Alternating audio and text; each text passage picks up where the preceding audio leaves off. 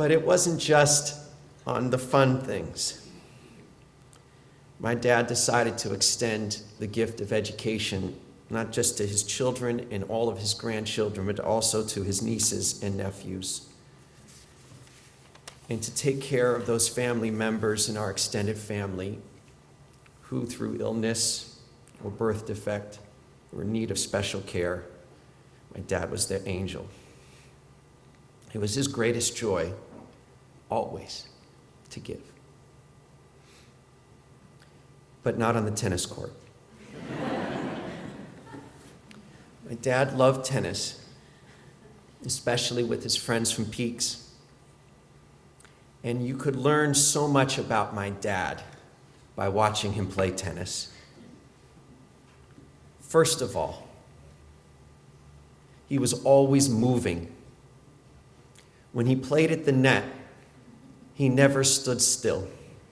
And he was constantly crossing over and poaching, and then crossing back, and then crossing over. And so if you're on the other side, you would just hit it into the net because you didn't know where Dad was going to be. And he also had this wicked backhand. And the server would, think, I really got Al now. I'm going to put it in the backhand corner and send him off to the side. And when Dad saw what others would think was a liability, he saw as an opportunity to hit a passing shot right down the alley. And when my dad would hit that shot down the alley, out came that smile. This incredibly wide smile. A little bit devilish. A smile that lets you know that he was so proud of himself for what he just did. And even if he just passed you down the line, you couldn't help but be happy for him because that smile was so endearing. The only thing you could do, by the way, to Dad, when he was poaching, was lob it over him. And what my dad would do then, of course, if you lobbed it over them, was simply go, Judy! And Mom would run and go get it. But the most important thing about Dad in tennis is that he always played doubles. There's probably 100 people here who've played doubles with him, and not one of you ever played singles with him. My dad didn't play singles. Why be all alone when you could have a partner? To Dad, life was with people. And he was never alone. Ever. And I would like to talk for a moment about my dad as a role model for all of his kids and for me. For now, I'm a father. And I want to be just like him. Dad was very careful to take special time with each of his 4 children. Weekend trips every year, each of us, one-on-one. And as I look back on my childhood, all of my happiest memories were on those trips with Dad. And I try to do this now with my kids, and I want to do it more. Dad used to take us shopping for clothes, and a few months ago I took my sons to buy suits and my daughter to buy a dress for her brother's bar mitzvah. And I was just so happy. In community service, Dad learned from his mom what it meant to give to the community and to spend your efforts. And he taught us. His favorite hobby was to serve on charitable boards and raise money. And now look at Jeff, for all he's done for Jews in Ethiopia. And he founded a school in Haiti. And David, who's the most recognized and is the most influential young leader in Los Angeles arts community, and chaired the Hollywood Bowl, and Dad would be so proud. It was so proud. And me, the time I'm spending at the food bank in Sarasota, I always just think of Dad and how much he is in each of us.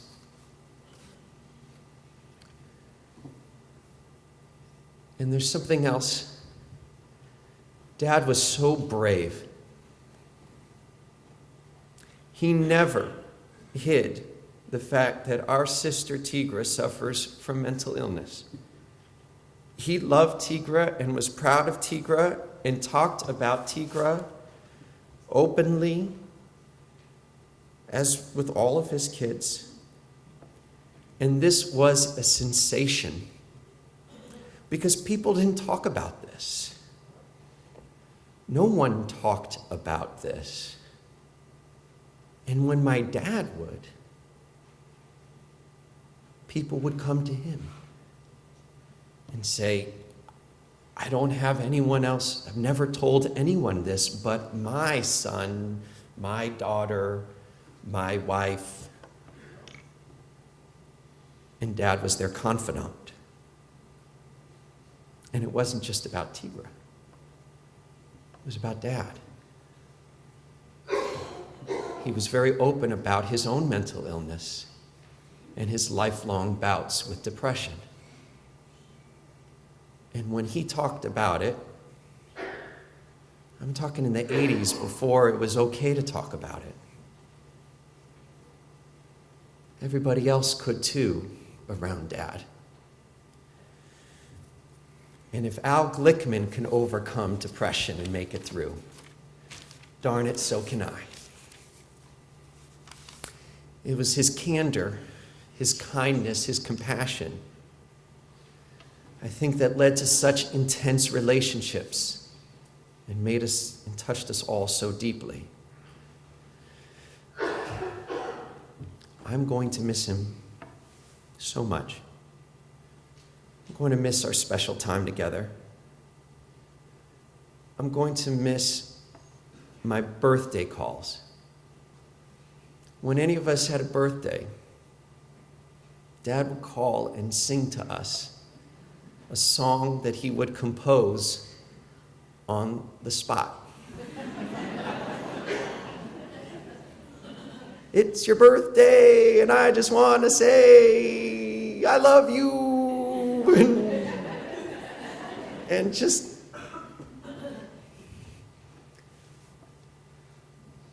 I'm going to miss him. I'm going to miss his hugs and how he smelled. He often smelled the garlic. He loved garlic, and it would come out in his pores. And I just love hugging him. And I have a wish. I think we all wish, as we look back in our life, that there were certain moments that we had that we wish we could live again. They were so sweet and just want to do that again. I've got a lot of them, but more than any other, I just want to go skiing with my dad one more time.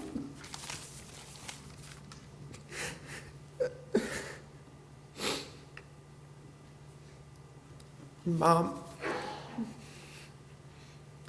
all of us, we're just thinking of you because we all loved Dad. But Dad loved you first and foremost. For him, the sun rose and the sun set with you, and vice versa. Life with Al was all-encompassing. As my mom just said yesterday, she said life with Al was always interesting. Dad met Mom because his good buddy Richard Ellis had a little sister, Judy, and she had a lot of suitors. My mom was very popular. She still is.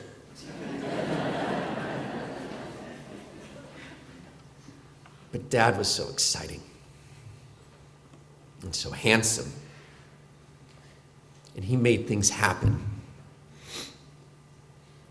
They planned a June wedding. Dad bumped it up to February and closed the deal.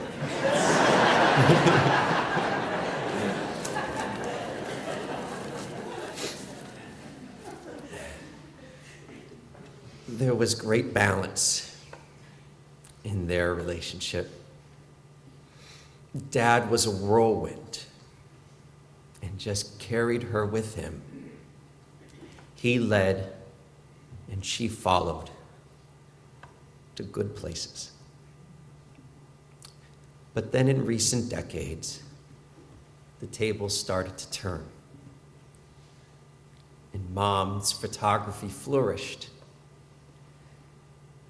And now Dad was accompanying her on trips and events and openings and speaking. He was so supportive and so proud of her. For 54 years, their marriage was one of love and romance and thrills. Dad always provided for her, bought presents for her, and to all of us spoke so adoringly of her. And in these last few years, they've been tough. But Mom, you've shown everyone what it means to be a wife, a spouse, loving, loyal, devoted, caring, and beautiful. A few weeks ago, Dad had one good day. And he got to sit with his best friend, Herbie Barron, from when he was 14 years old. And he said to Herbie, "I've lived a blessed life. Judy has been an angel. 4 wonderful children and grandchildren and friends all over the world. I've lived a blessed life." Mom, you gave him that life. You, his friends, his family, were a blessing to Dad. And I just thank God for giving us Al Glickman.